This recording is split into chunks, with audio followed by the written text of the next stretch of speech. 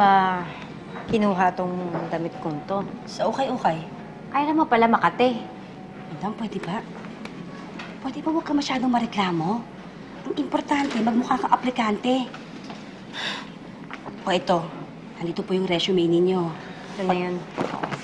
Madam, pag-aralan mo mabuti, dapat hindi ka malito sa mga personal details mo. Kung ano nandyan, yun dapat yung ang tatandaan mo, yung pangalan mo, nandyan. Nilagay ko na lahat yan, ha?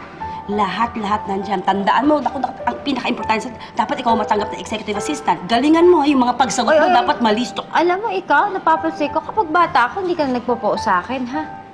Pasensya na eh, kasi naman, madam, nakakainang eh. Aminin mo naman. Mas matanda ako sa'yo ngayon, oh. Masal ko po ako, di ba ang pangit?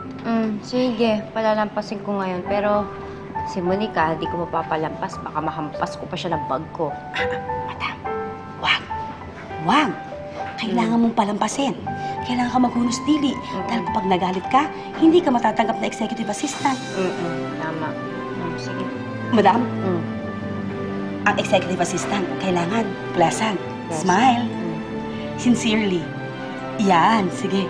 Madam, straight body. Yan. Ha? Okay.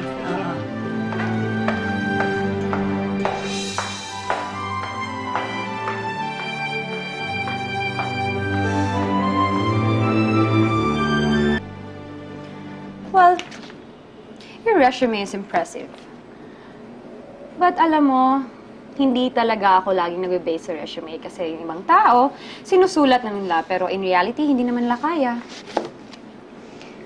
Well, then hire me so I can prove myself. Ma'am, sorry for interrupting. Andiyan na daw po yung mga Chinese businessmen na gusto makapag-meeting sa inyo. May 5% daw po kayo sa kanila. Pero, naku, hindi ako handa. Hindi ko ang pinag-alaran. Naku, alam mo, sabihin mo sa kanila na wala ako, okay?